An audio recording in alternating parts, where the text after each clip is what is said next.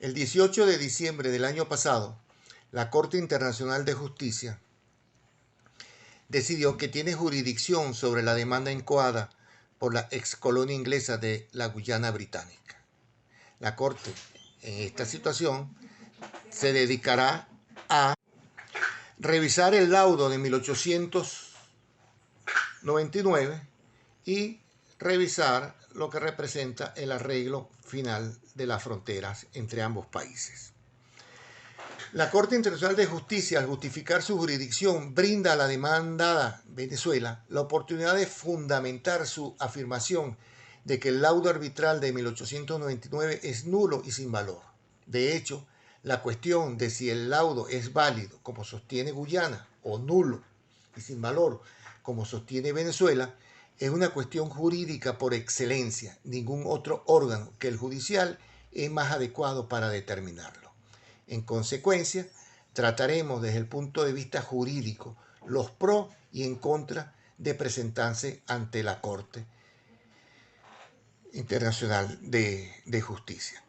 Como es conocido, la Corte Internacional de Justicia decidió en diciembre pasado que tenía competencia para conocer la demanda incoada indebida y unilateralmente por Guyana, en la que solicitó al tribunal la confirmación en validez del laudo arbitral de 1899, con el siguiente petitorio.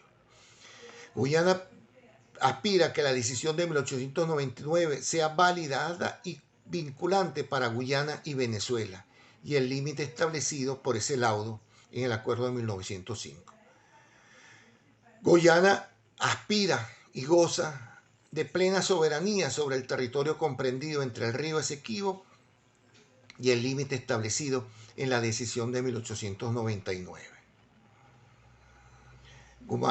Guyana demanda y pide que Venezuela se retire de inmediato y cese de la ocupación de la mitad de la isla de Anacoco, algo que nunca ha estado en discusión. Guyana pide y demanda que Venezuela se abstenga de amenazar o usar la fuerza contra cualquier persona y o compañía con licencia de Guyana o que participe en actividades económicas comerciales en territorio guyanés.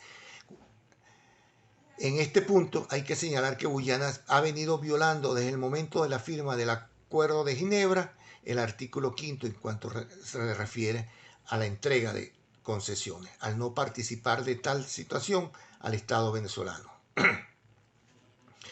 Guyana aspira a que Venezuela no interfiera más en ninguna actividad autorizada por su gobierno en las áreas marinas que están adyacentes al territorio en discusión, y que Venezuela sea internacionalmente responsable de las violaciones de la soberanía y de los derechos soberanos, y como consecuencia de todos los daños sufridos por el vecino país.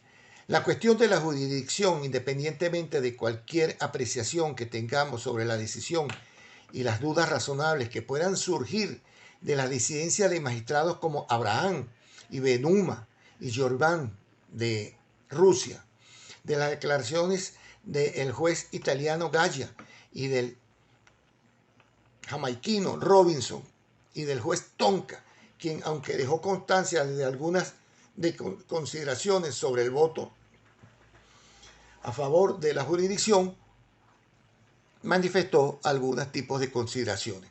Pero ninguna de estas tiene en este momento alguna validez ni relevancia cuando se inicia el examen de fondo, fase en la que, como en la preliminar, el Estado venezolano pareciera, por las declaraciones de sus voceros, no asistiría a dicho proceso ni reconocerá a tan alta instancia, según se desprende de las declaraciones del señor Arreaza, ministro de Relaciones Exteriores, al advertir a los magistrados que su presencia en la Corte es por cortesía, lo cual dejaría a la República indefensa en el juicio que se le sigue en La Haya.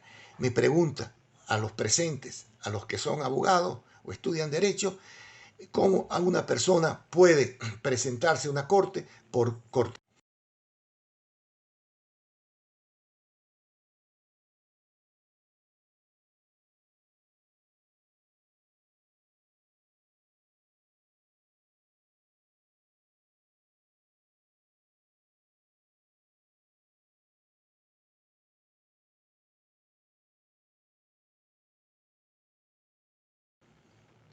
Siendo así, el juicio o proceso simplemente continuará con la participación o no de Venezuela, lo cual justifica el título de esta intervención.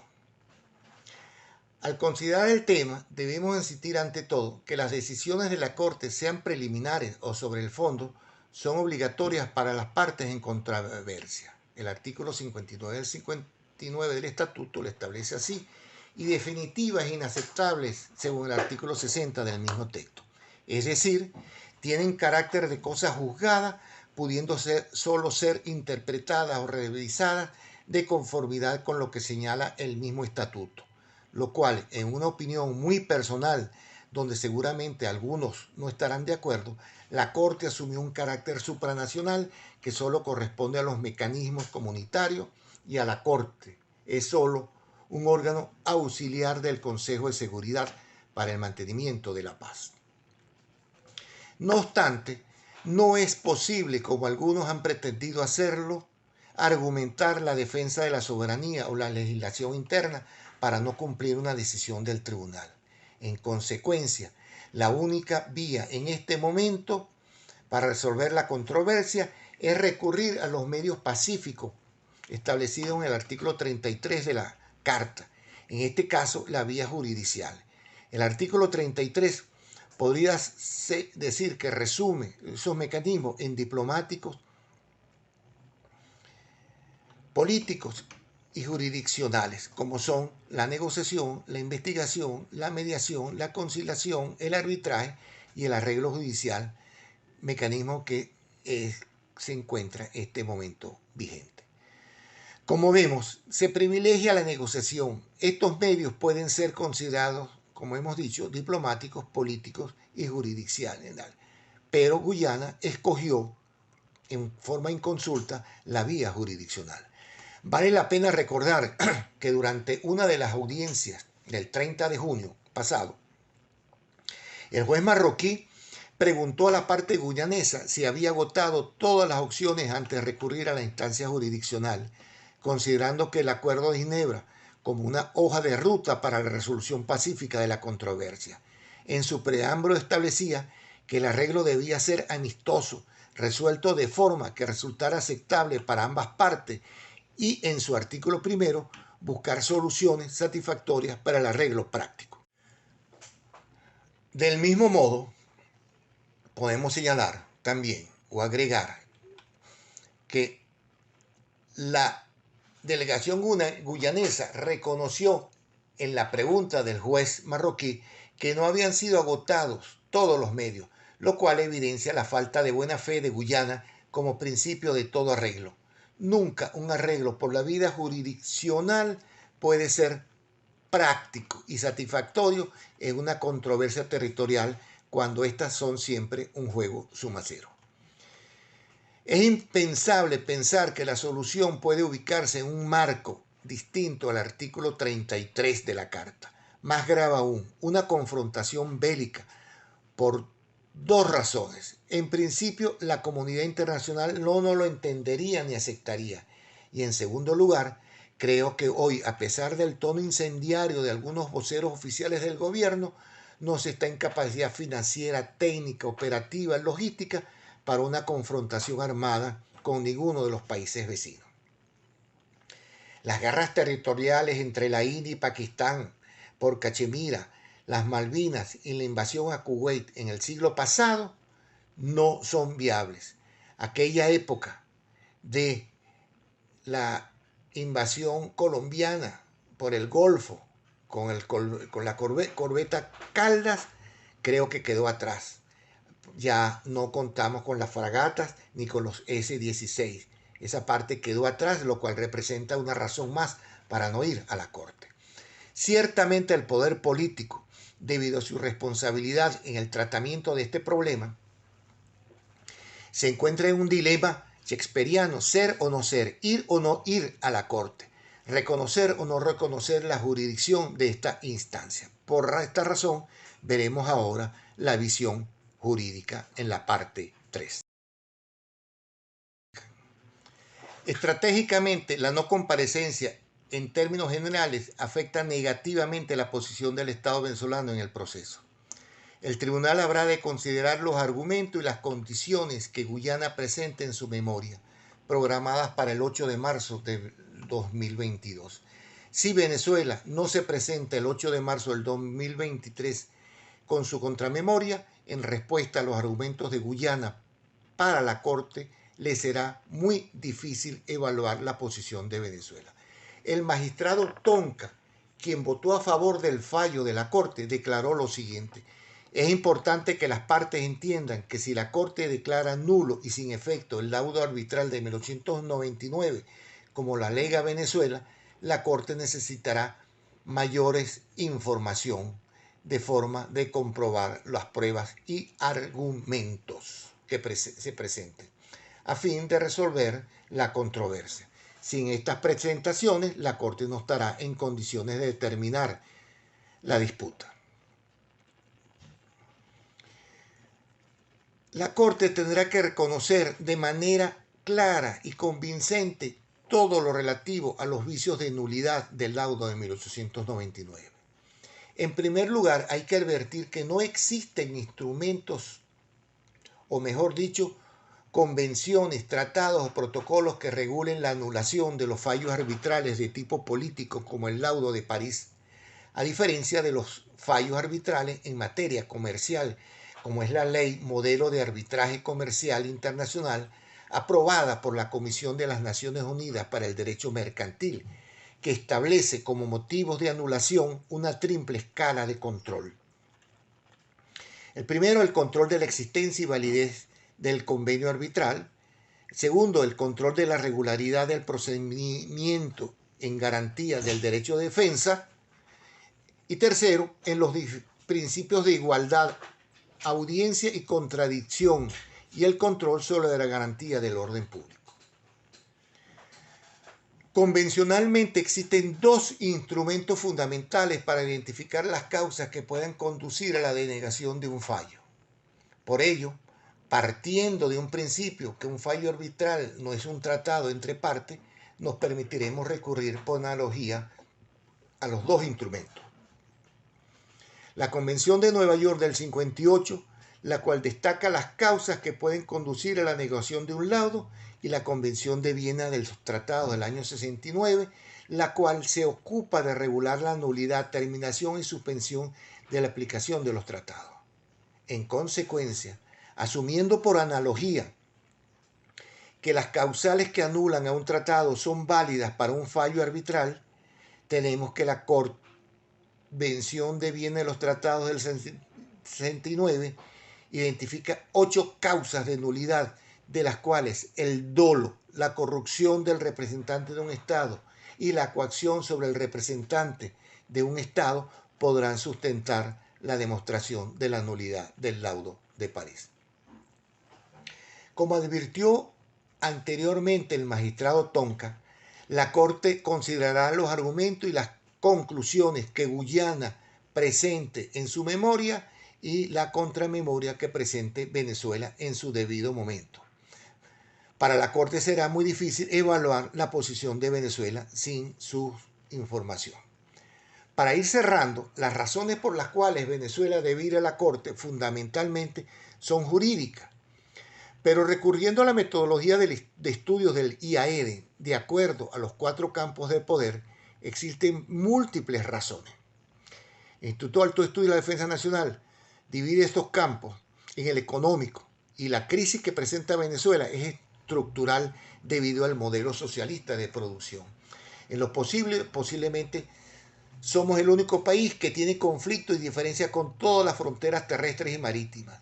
Y en lo social, creo que muy pocos han pensado lo que significaría desarraigar a un pueblo con una cultura sociopolítica, socioeconómica totalmente diferente a la nuestra. Y por último, en la militar, aquí todos son los presentes, conocen las capacidades ofensivas de nuestras Fuerzas Armadas.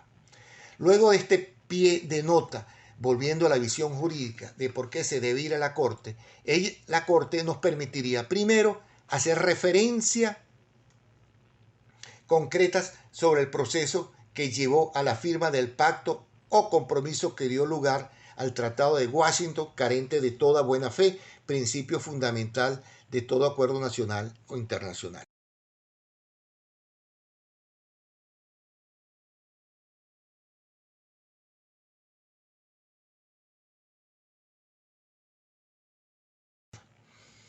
En segundo término, volviendo a la visión jurídica que se debe ir a la Corte, el segundo elemento es el irregular funcionamiento del tribunal y la infundada adopción del laudo. En tercer lugar, la no motivación de la decisión, contrario a una norma consuetudinaria. Cuarto punto, la ejecución bajo presión del mismo laudo. Y finalmente, que toda información relativa a los derechos históricos de Venezuela sobre el territorio que fueron ignorados por el Tribunal Arbitral de 1899, el cual, lejos de decidir en base al derecho como tenía que ser, lo hizo en función de intereses políticos muy difíciles de comprobar. Además, la Corte tendrá que considerar otras cuestiones igualmente valederas e importantes. Por ejemplo, la interpretación adecuada del Acuerdo de Ginebra, la posibilidad de decidir en base a la equidad como fuente de derecho internacional autónoma contenida en los principios generales del derecho, artículo 38/1 del Estatuto, que significa la aplicación equitativa del derecho. Que decida con base a la regla del ex equo e bono, que le otorga al tribunal un margen de consideración y de acción mucho más amplio basado en nociones de justicia y conciencia, sin perjuicio de la normativa legal que pueda ser subsumida a los hechos sobre los cuales versa la controversia. Independientemente de la decisión que tome la Corte sobre la nulidad o la validez del laudo, ella constatará la forma en que se adoptó el laudo, la injusticia cometida por el tribunal, el carácter político del laudo y el desconocimiento de los derechos de Venezuela. Son muchos los temas que la Corte debe conocer para fundar su decisión sobre la controversia planteada por Guyana, pero ello solo podría ser si Venezuela participa en el proceso ante el tribunal, respondiendo a la demanda unilateral de Guyana o haciendo planteamientos distintos que abarcan varias posibilidades de arreglo pacífico de la controversia en defensa de nuestros intereses y de la nación.